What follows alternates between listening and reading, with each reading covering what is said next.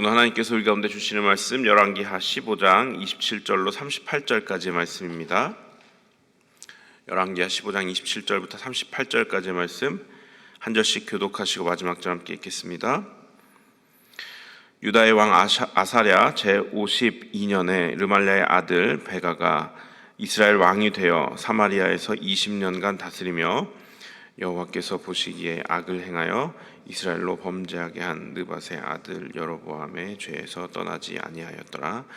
이스라엘 왕 베가 때에 아수르 왕 디글랏 빌레셀이 와서 이온과 아벨벳 마아가와 야노아와 게데스와 하솔과 길르앗과 갈릴리와 납달리 온 땅을 점령하고 그 백성을 사로잡아 아수르로 옮겼더라. 우시야의 아들 요담 제20년에 엘라의 아들 호세아가 반역하여 르말랴의 아들 베가를 쳐서 죽이고 대신하여 왕이 되니라. 베가의 남은 사적과 그가 행한 모든 일은 이스라엘 왕 역대 지략에 기록되니라. 이스라엘의 왕 르말랴의 아들 베가 제2년에 유다 왕 우시야의 아들 요담이 왕이 되니 나이가 25세라. 예루살렘에서 16년간 다스리니라. 그의 어머니의 이름은 여루사라 사독의 딸이더라.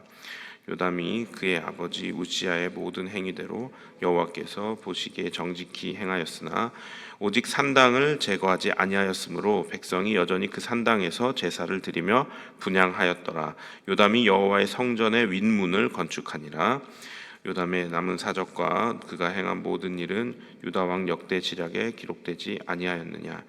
그때 여호와께서 비로소 아람 왕 르신과 르말랴의 아들 베가를 보내어 유다를 치게 하셨더라. 요담이 그의 조상들과 함께 잠에 그의 조상 다윗성의 조상들과 함께 장사되고 그 아들 아하스가 대신하여 왕이 되니라. 아멘.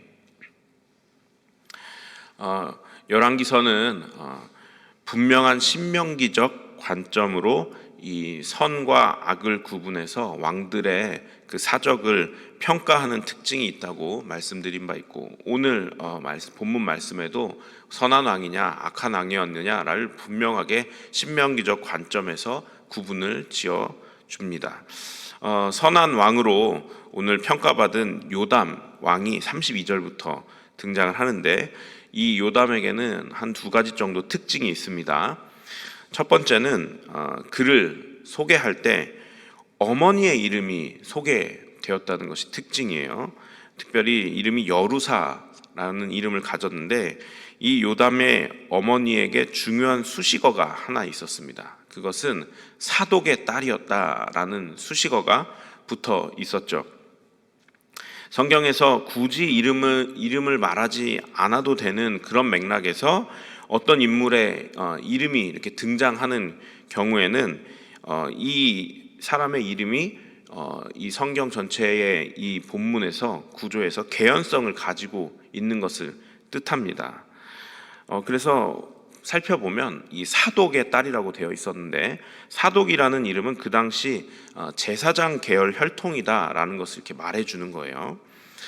즉 요담 왕은 본인이 원하던 원하지 않았던 간에 이 제사장적 전통이나 사고방식에 아마 직간접적으로 영향을 받았을 것이다라는 것을 우리가 예상할 수 있죠. 왜냐하면 어머니 집안이 제사장 쪽 집안이었다라는 것을 우리들이 보면, 이 요담 왕이 제사장적인 어떤 전통에 그래도 직간접적으로 영향을 조금이라도 받았겠구나라는 것을 우리가 간접적으로 알 수가 있는 것이에요. 그리고 나서 이제 두 번째 특징이 나오는데, 그것은 그러한 혈통적 배경에서 35절에 여호와의 성전 윗문을 건축한 일입니다. 아주 짧게 나와 있어요. 여호와의 성전 윗문을 건축했다라고 35절 말씀에 기록이 되어 있는데, 사실 이 성전 윗문을 건축한 것이 영적으로 대단한 일이거나 그런 의미를 가지고 있지는 않습니다.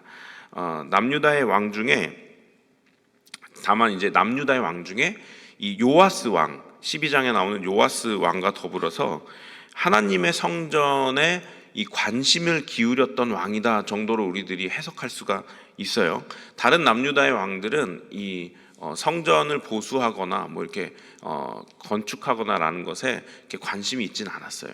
자, 그런데 오늘 우리가 좀 보고 싶은 것은 이 열왕기하 12장 나왔던 이 요아스 왕은 성전을 보수하기를 원했던 왕이고, 그리고 오늘 등장한 요담 왕은 성전 윗문을 아주 조그만 것이지만 건축을 한 왕이에요. 그만큼 이 성전이라는 매개체에 관심을 가지고 있었는데, 이 요담의 아까 제가 말씀드린 두 가지 특징, 제사장 혈통과 이렇게 관련이 있다, 어머니 쪽이. 그리고 지금 말씀드린 것처럼 그로 인해서 이 성전에 관심을 갖게 됐다라는 것이 이 요담 왕의 개연성을 말해 줍니다. 이 제사장적인 제사장 혈통에서 오는 그 제사장의 그 전통이 아무래도 이 요담 왕에게 조금이라도 영향을 준 것 같아요. 그래서 이 요담 왕은 아까도 말씀드렸던 것처럼 이 성전에 전혀 관심 없었던 다른 왕들과는 다르게 이 성전을 그래도 건축을 해야겠다. 그러니까 성전을 솔로몬이 다 건축을 해놨지만 성전 윗문에 조금 건축을 해야겠다라는 마음을 가지고 그렇게 진행을 하였습니다. 근데 이제 살펴보죠. 제가 이 두 왕의 이름을 말씀드렸는데 요아스 왕 이름 말씀드렸고 12장에 나왔던, 그리고 요담 왕 지금 말씀드리고 있는데, 이전에 성전에 관심을 기울였던 이 요아스 왕은 이런 특징이 있죠.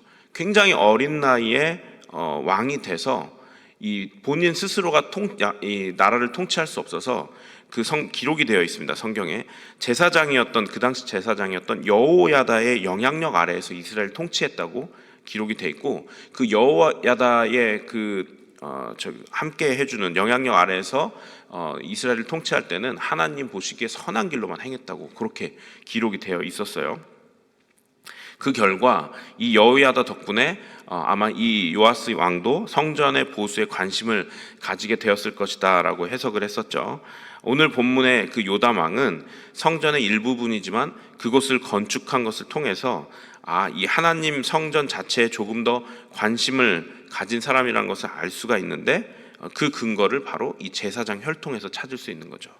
무슨 말씀을 드리고 싶은가 하니, 신명기적 관점에서는 하나님을 예배하는 것과 관련된 성전을 보수한다든지 성전을 건축한 것 자체가 굉장히 선한 것으로 평가를 받는 것입니다.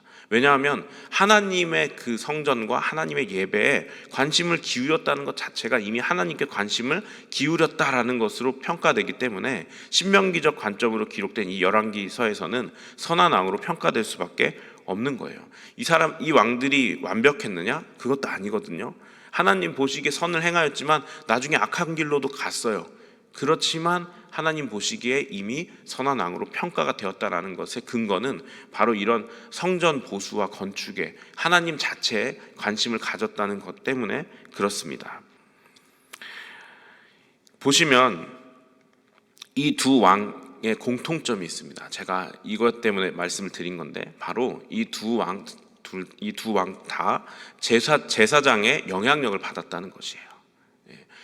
어머니의 혈통이 제사장이었거나 아니면 그 자신이 통치하는 기간 중에 제사장의 영향력 아래서 통치를 했다는 것입니다. 그러니까 제사장의 영향력 덕분에 이 두 왕은 성전에 관심을 갖게 될 수 있었고, 그 덕분에 신명기적 관점 아래에서 이 두 왕은 선한 왕으로 평가가 되었다라는 것입니다. 자, 이스라엘의 시작인 아브라함, 하나님께서 이 아브라함을 처음 부르실 때 하나님 아브라함에게 이렇게 말씀하시죠. 너는 큰 민족을 이루고 복이 되어라 라고 이렇게 말씀을 하세요. 성경 전체적으로 보면 하나님께서는 아브라함의 후손인 이스라엘 백성들이 제사장 나라가 되기를 원하셨습니다. 제사장 나라가 되기를 원하셨어요. 그 이야기는 이스라엘 온 백성과 나라가 하나님을 예배하는 직분을 감당하는 제사장 나라가 되어서 자기 자신들만 그렇게 예배하면서 하나님을 섬기면서 사는 게 아니라 주변의 이방 나라들도 너희들의 그 빛을 보고, 정말 너희들의 행실을 보고 하나님을 섬기는 그 예배하는 것을 보고 이스라엘이 자체가 복이 되어서 이방 나라들에게도 하나님을 전파하게 되는 그런 제사장 나라가 되기를 원하셨다는 것이에요. 오늘 본문에서 제사장에 의해서 직간접적으로 영향을 받아 하나님을 예배하는 일에 관심을 가지게 됐던 그 두 왕들처럼 이스라엘 나라가 제사장 나라로서 하나님을 예배하는 선한 영향력을 발하기를 원하셨죠. 그래서 너는 복이 될지라라고 선택을 하셨어요. 그런데 너무나도 안타깝게도 이스라엘의 전체 역사에서 단 한 번도 제사장 나라로서 선한 영향력을 발휘한 적이 단 한 번도 없었습니다. 사실 그 이스라엘의 모습은 하나님 앞에 불완전한 우리의 모든 인간들의 모습을 대변해 주죠. 특별히 예수 그리스도를 구주로 믿는 우리들에게도 안타깝지만 이스라엘의 그런 연약한 모습이 있다는 것을 인정하지 않을 수가 없습니다. 하나님께서 베드로 사도를 통해서 우리들에게 말씀하셨죠. 왕 같은 제사장이고 거룩한 나라라고 우리에게 말씀해 주셔요. 자, 보세요. 왕 같은 제사장, 거룩한 나라다. 이스라엘이 감당했어야 할 일이 이제는 그리스도인들인 우리에게 그 직분이 주어집니다. 이스라엘이 하지 못한 구약시대의 정말 제사장 나라로서 하나님께서 세우시고 그렇게 영향력을 발휘하기 원하셨지만 단 한 번도 하나님이 원하셨던 영향력을 발휘하지 못했던 이스라엘. 그러나 그 제사장 나라의 직분을 누구에게 주셨습니까? 예수를 구주로 믿는 우리들 한 사람 한 사람에게 그 직분을, 사명을 주신 거예요. 그러나 안타깝게도 우리들의 모습에도 이 이스라엘의 모습과 같이 완벽하지 않다는 것이죠.